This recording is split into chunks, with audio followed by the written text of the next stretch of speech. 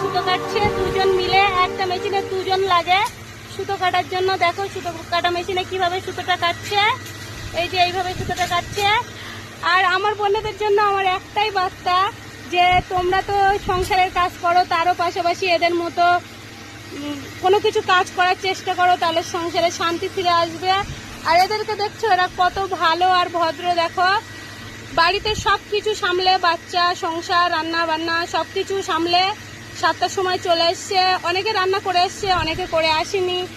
তো সবাইকেই বলছি যে কাজ করলে অবশ্যই শান্তি থাকবে সংসারে।